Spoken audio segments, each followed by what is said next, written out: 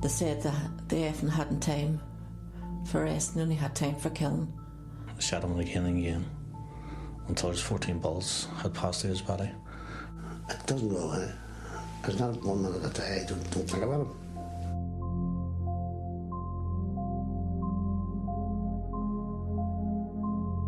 He posed no threat to anyone, and they were able to shoot him. He'd give his life, and for Mum would give his life for just basically helping people.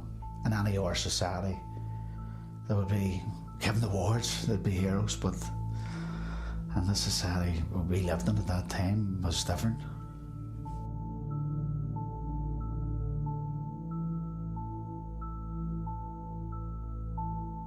It can't be argued that all of these soldiers acted on their own volition. It's their soldiers, they acted under orders, and those orders pertained over 3 days. Once a government hands over to the generals, policy matters, then generals behave the way generals are trained to behave.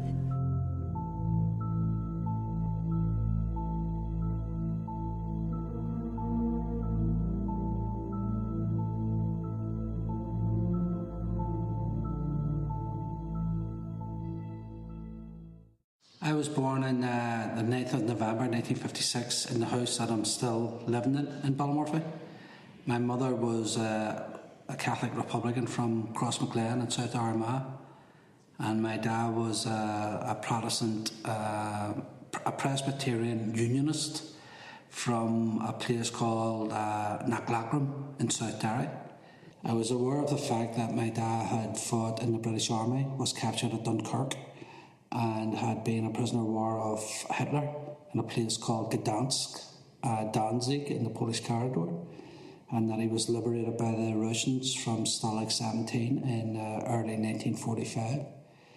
And then growing up in Ballymurphy, it was kind of like the edge of the city at that time. You know, the only other estate that was close to us was Turf Lodge. So we'd have spent a lot of our time in and around the mountains, up the Hamilton and so on. So we used to spend some of the summer collecting bonfirewood and going and cutting down trees and things like that. And on the morning that internment was introduced, my dad woke me up, says to me, "Internment's in." Well, there was a state of utter lawlessness amongst the British security forces, all kinds of security forces, around the time of internment. There was the implementation of a policy the British had first followed in the Boer War, more than, well, at that time, nearly 100 years before, of wide-scale incarceration of people without charge, without trial, without prospect of release.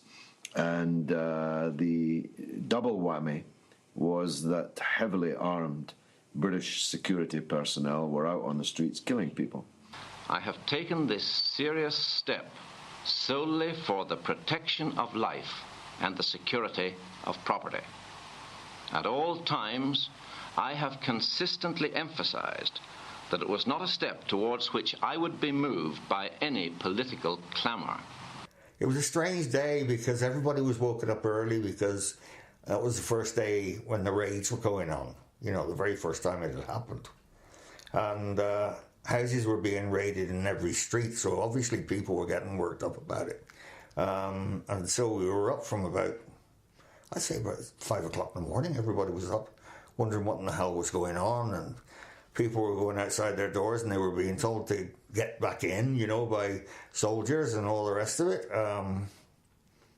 It was a strange day, very strange day. There had been rumours about an internment for maybe a week or so beforehand, that internment was going to. It always struck me as a very, very funny sort of phrase that internment was coming in, you know. And then we got word the day before, the 9th of August, that internment was coming in the next morning. And so, you know, broadly speaking, the Republican community in Belfast was anticipating that this would happen. And I stayed in Spring Hill that night and was wakened by the bin lids and by women shouting, internments in. Everybody with any sense knew that if you had troops coming in as an assault group, there was no point. Just let them come in and do their business. And they come in with a vengeance. And, you know, a lot of this is now hindsight, and having talked to people at that time and the months afterwards who had been active in the British Army in the Aden and in other places. They set up a killing zone, and anybody who entered into that was shot. They moved into the area. I was in Glenlina Road at the time. They moved into the area and they just shot anybody that was within their range. I heard a couple of shots fired, and I just basically said to everybody, get on the ground and stay still, because I knew that was the hardest target to hit, was anybody lying on the ground. The soldiers were firing from houses on the Spring Martin Road, on the apex of the roof, the way the roof's up pitched, and there's only their head and their shoulders, and they were tracking me with their rifles. This was a Finley's field here, the open ground, and it was over in this direction here that I had been running across whenever I was hit. I was hit from that position. It was here at this field at the rear of Springfield Park that Farah Mullen was shot. He'd been in his home about 150 yards away when word reached him that a man had been shot and wounded in the field. Farah Mullen immediately left his house and rushed to the scene, braving a hail of crossfire as he did so. Waving a white handkerchief, he approached the wounded man. But as he did so, he was hit by a burst of automatic fire. He fell and began to crawl away, but was hit again. First aid men who'd seen the incident rushed forward to help him, but the gunfire continued. And an 18-year-old youth, Francis Reed, who'd also rushed to the scene, was shot through the head. He left me about 20 yards away from me with gunfire, and I heard him screaming, and I looked over my shoulder and he was lying on the ground, doubled up. And then a short time after that, there was more gunfire, and he seemed to be hit again, and the fellow beside him was hit in the foot. And almost immediately, a lad called Frank, when he was lying beside me, as he just jerked up, and I looked at his face as he was coming down, and he was dead. He was dead instantly. I told my mother that he had been shot, but not dead, because I didn't know at that time that he was dead, because it was on the news. But do you believe what you hear on the news? At times, it's not true. Hopefully it wasn't true at that time, but it did end up that it was true. I got our local doctor to come down and tell my mother, because she would not have been able to, in case she wouldn't have been able to cope with it. So he told her, and then she was unbelievably overwhelmed I don't know. One feels that the tragedy of his death is something that some good could come from if the message of the manner of his dying were appreciated. He died in ministering to his people. He died giving the benefit of the sacrament of the church to somebody who was in need.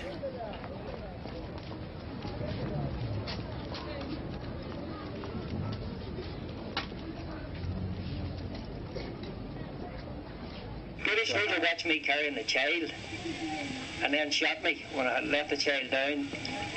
They knew the priest was giving me the last rites, and it was clear enough daylight. When he went to phone an ambulance, he was shot down. They could see clearly enough to shoot me and shoot him. They could see clearly enough that he was a priest. Was anybody able to shout to the soldiers that you had a priest who was wounded there? You know, could anybody get this message across to them? The soldiers knew that there was the priest was injured, because the soldiers shot him. The SLR, he had a mad powerful bang. The priest came from his stomach onto his back.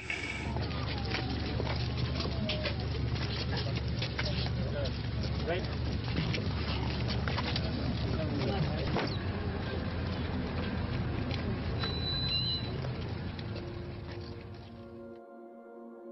In the late news, a news bulletin came on that says that a priest had been shot dead and a young man in the Ballymurphy area. And my mother turned around and says that somebody's going to have a sore heart tomorrow. And I never thought no more about it. So the next day, I was just lying and I was off school. And the next minute I heard this terrible banging at the door, bang, bang, bang. I says, I wonder who's that. So I ran down the stairs. I thought it was I could see my father through the glass in the outside door, and seen my father and two other men. And I thought he forgot his key or something, you know. So I went down and opened the door, and my father was in a terrible state. It was terrible. And I says, what's wrong, Daddy? What's wrong? And he says, Frank was shot. And he just nicely walked right past and he sat on the stairs. And I run over to him, I says, and I always remember saying this, I says, was he wounded, Daddy, was he wounded? He says, no, he was shot dead. We're talking about that in perspective that he was my brother, but he was also my friend, you know. Me and Frank went to the bars together, we drank together, went to dancing together. There was one day we were working on the job beside the old graveyard, fixing the roof. And we looked over the graves, and there was a graveyard, a man died over 100 years ago. And little did I know, inside a couple of weeks, our Frank would have been dead. On the night of the 9th of August, myself, my sister and my friends were standing watching Ratton at Henry Taggart Memorial Hall, and my mummy came along and told us we had to go home because there was going to be a curfew put in place. And we sort of kept her talking so that we could stay and watch her Ratton. But then the loyalists attacked Springfield Park, and all the riders seemed to head over in that direction. And I said, Mummy, come on, we'll go over and see what's going on. And she said, no, because the loyalists would shoot you, but the army won't. But the army then fired gas, CS gas, and I couldn't see her. So I said to my friend, come on, we'll run over and see what's going on. But when we got over, it looked a bit scary and we got frightened, so we headed on down home. But my mummy never came home. And all night we sort of, with curfew being on, and we were scared to go out and look for her. But the next morning my sister went out and looked for her and couldn't find her anywhere. They checked all the community centres and that. So my brother told my daddy to phone the hospital and see was there anyone with red hair admitted to the hospital. Injured, and he came back. He was literally carried, and it was horrendous. There was only one woman, and she was in the morgue with red hair. Miss Joan Connolly had entered the field, the man's field, to assist my brother, who was already injured. So subsequently, they shot Miss Connolly. They shot her in the face, and she was going to aid my brother. So during that time, a sergeant came along by eyewitnesses told us. They got out of the sergeant, and my brother was kneeling, and they shot him twice behind each ear. My father, Donny Taggart, was in Springfield Park at about 8:30. He was trying to persuade his brother Gerard to go to my sister's house, Alice, and to safety. He lived beside the Henry Taggart barrack where the paratroopers were billeted. The first shots in Springfield Park, my father and his brother Gerard were split up. But that even run down to be standing outside the barrack. And his brother Gerard went back into the house when all of a sudden the paratroopers opened up without warning and started shooting into the crowd. But Daddy ran behind a concrete pillar for safety. There's a bit of a lull in the shooting. Himself and Noel Phillips and a couple of other men tried to run for safety, but he was brought down. He was shot in the leg first. They brought him down. Noel Phillips was brought down as well. He was shot in the leg. They ran into a field called the Old Manse to take cover. But Daddy was hit in the right thigh. Desi says he heard him shouting, Desi, I'm hit. He spun around and fell.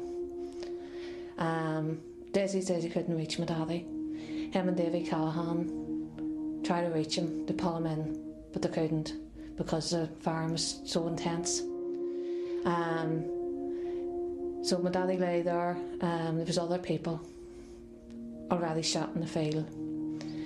A short time later, an army vehicle drove into the field, and according to Daisy Crone, they put 5 people into the field. Now, while they were in the field, two of the soldiers were shooting at people that was in the field. Daisy Crone heard them saying, "We've got 5, kill the bastards." Each time going to army post, after I asked about my daddy and everything else, each time I was walking away, they started singing that song, "Where's Your Papa Gone?" Which was very hard to take, and I got very emotional, crying my eyes out.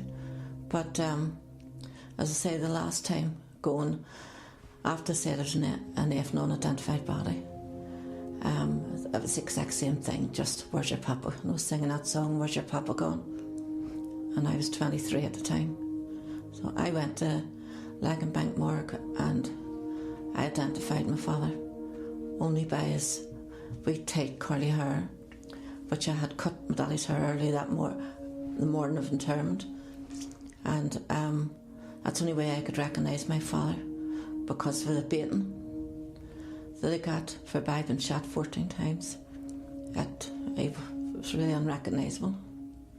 Eddie walked from the flats behind St Aidan's School onto the main Upper Springfield Road. He turned and walked down past Kelly's Corner. Then he walked on the right-hand side, cemetery side, right down to where he was at. He then seen Billy Whalen. This is Billy Whalen told me before he died. And then he crossed over to speak to Billy. And his words apparently to Billy were, "How am I going to get down round this? I have to go to blah blah Our Lady's Hospital." And that's when he was shot in the back and he was talking to Billy. When my father was first murdered, my mother and my aunts and all kept it from me, trying to protect me because I was such a young child. They were just saying my dad was away.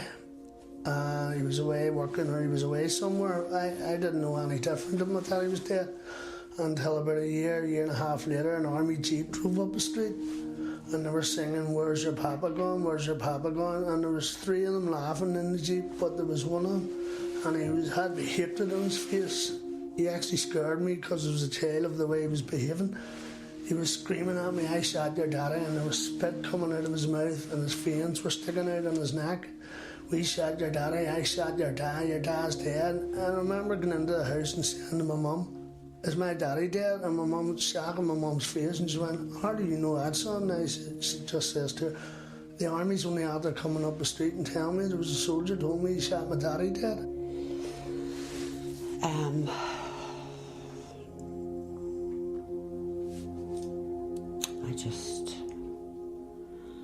I think he was, I don't know, the soldier here he was.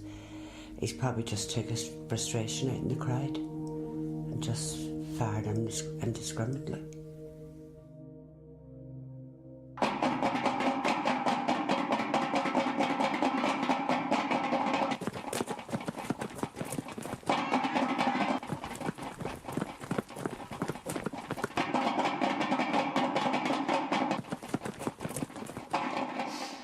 I do know that the bin lids had rattled about 3:30, 25 to 4, maybe around about that time.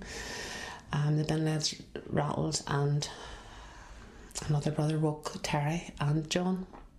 They got dressed and they went out. Now in between that, John went first, followed shortly by Terry, because to be honest with you, my daddy and mummy tried to stop them going out. And what we do know is then that for some reason John ended up at, it must have been near Dermot Hill, that's where he was basically, that's where all we know, where he was shot. We don't know anything in between. Well, I was only 9 and we were out playing in the street because he had been missing for a couple of days. And I remember my Uncle Paddy coming down the street and get into the house, and when we went into the house, it was my Uncle Paddy that told us that he was dead. He died 16 days after he was shot. And I just remember walking into the house and hearing him saying that my daddy was dead. John was shot in the back. It was a flesh wound. It wouldn't have caused damage, but it wouldn't have caused death. But also then we found out that through his autopsy reports, because I've always believed that John was shot once until we started doing our own investigation. And John had another bullet wound to the thigh, which travelled up and damaged every vital organ that was in his young 20-year-old body. And this bullet, would have been, when he was shot, he would have been lying down. He posed no threat to anyone. And they were able to shoot him.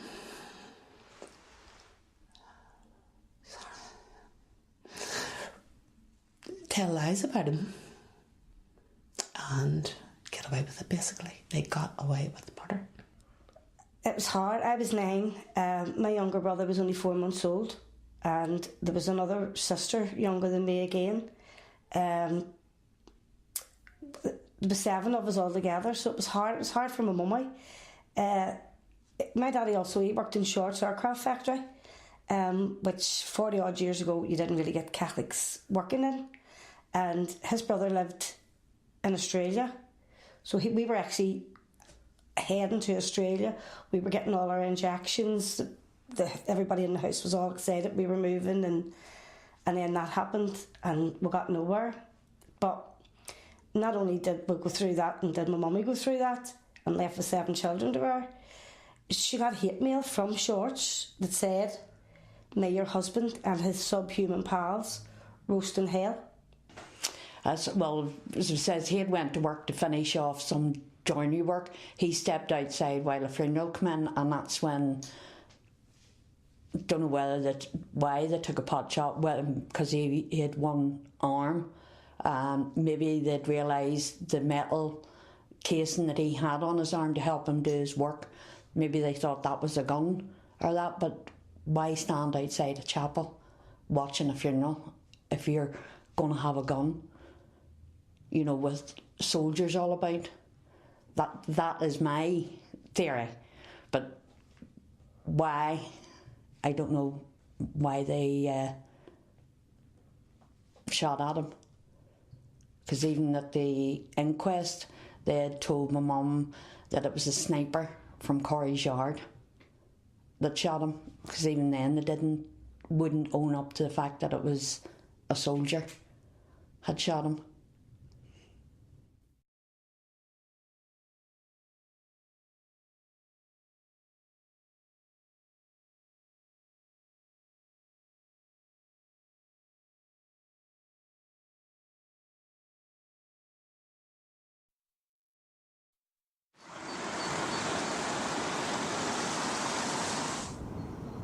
I suppose I knew about it at the time, but there was a lot going on at the time, you know.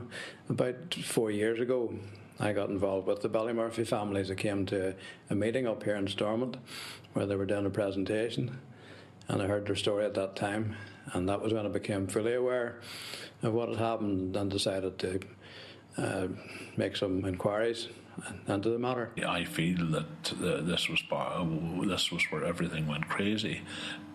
Basically, the army came in, and my perception was to protect the Catholics on the Falls Road from some of the incursions that were taking place, and from the many that were burned out and around Clonard and similar places. And in fact, in time, and in a very short time, they became very heavy-handed, and attacked the broad community. Yes, there may have been people in the community engaged and involved in paramilitary activity, but they didn't. That wasn't their focus. Their focus was just to punish the whole community. Their actions around the aftermath of internment were very brutal, and the people involved. The very high line one very quickly was the priest that was killed in terms of trying to attend to some of the dying. That was totally unacceptable to a lot of people at that stage, and even without getting a lot of information, people that I would have been in contact with were very quickly came to suspect the information, the official lines that were put out. This morning, the army was only guessing at the number who died. It's all they can do. Nobody really knows how many snipers were hit by army shots, and the soldiers are convinced that several dead snipers have yet to be recovered from where they lie at their firing points. There was no crossfire, there was no gun battle, the people who were killed weren't caught up in, armed actions between Republicans and the British Army. They were killed by the British Army. In conflict zones throughout the world, there are often competing versions of the truth. That promoted by the state, and that of the families and the community who suffered human rights abuses at the hands of the state. And in the struggle between these official versions and unofficial versions of the truth, the law and by extension the criminal justice agencies are used by the state as a tool to deny what had happened, and that's exactly what happened in Ballymurphy. In 1970 there was an agreement between the British Army, the General Officer Command, and the Chief Constable of the RUC, whereby when soldiers were being investigated in relation to lethal force incidents, the interviews were carried out by the Royal Military Police, which usurped the responsibility of the police in relation to these incidents. Soldiers were not subject to the rigours of the law or weren't made accountable. In addition to that, the RUC made no attempt or no genuine attempt to trace all the witnesses and obtain witness statements in relation to these incidents. And what you had then was the outworking of that was flawed inquest. The coroner was not cited on all the evidence, and crucial evidence was withheld from him. He couldn't compel soldiers to come to the inquest. Soldiers were not cross-examined by the family's representatives, and the jury or coroner could not come to findings. There was simply a verdict. In these particular cases, which I would describe as RMP cases, they were the focus of attention from a number of NGOs in 2007. Some of the cases were completed by the HUT, and one of them actually was a Ballymurphy case, which I read, was astonished at the level of lack of investigation. It became apparent very quickly that there was a lack of a coherent legal strategy in the campaign, and I advised the families on a number of issues, including an application to the Attorney General to reopen the inquest and related civil proceedings against the Ministry of Defence and the RUC. A good example of evidence being withheld from the original coroner is the case of Edward Daggy, who was shot dead on the 10th of August 1971. We have now obtained various statements from Soldier B, who fired the fatal shot. In his original statement to the Royal Military Police, he stated that he had emptied his cartridge of 30 rounds. I must have inadvertently engaged the chase lever, an automatic. I emptied this magazine firing towards the rifleman. I had seen the man lean down and take a petrol bomb from a mineral crate standing in the road and light the fuse. As he was throwing it at me, I cocked my weapon, ensured that the change lever was in the single shot position, and kicked open the left-hand cab door.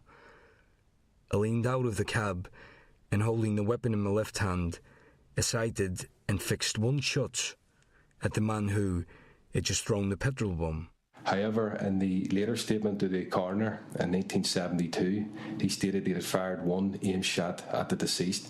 Now that's an extraordinary omission, which was withheld from the coroner in the original inquest. And on that basis, the Attorney General directed a fresh inquest into the death of Edward Daggy.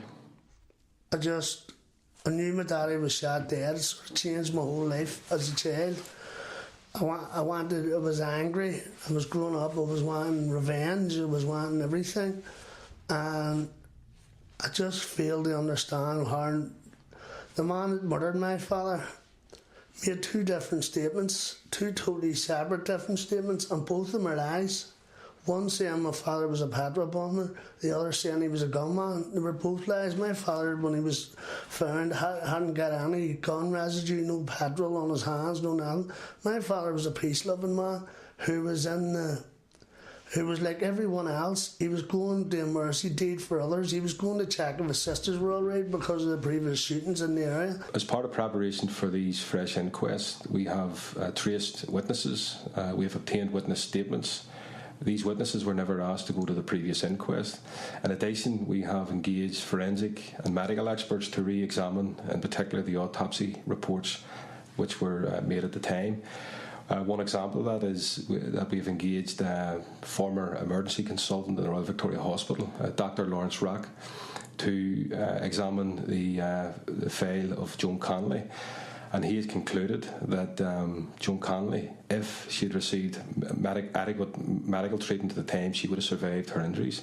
So despite being shot, it is very clear that Joan Connolly, who was left lying in the field all night, could have survived those injuries and could be alive today. So Ballymurphy just isn't about innocent civilians being shot dead. It's also about the torture of local civilians, and it's also about the denial of medical treatment to seriously injured people. At the time, it was just horrendous because we had literally only been told that my mummy had been murdered, had been killed, and we didn't know where and what anything about it. We didn't know, just knew that it was pretty bad, and it was like a nightmare. Like, you just didn't know if it was real or not. And my daddy, I just remember two of the neighbours carrying him in, and it was just the pain in his eyes, and he was just lost. And we were all sort of just so young. The youngest sister was only 3 years of age. Everybody was just screaming. She was getting frightened because we were all screaming. We were sent to Cork first. It was like a big, massive refugee camp. It was like all these huts, and these seemed to me like thousands of people in it. And I remember standing at the door looking around me, and it was pitch black, and these rooms had all these beds in them, and you were just told that was your bed. And then the next morning we were all put in buses, and people were sent to all different places. We were sent to Waterford till an army camp, where we stayed there, and I think we were there a couple of days. When me and the sister was sitting watching the TV, all the other children, all our kids were sleeping, and it came on the news to say that my mummy had just been buried that day.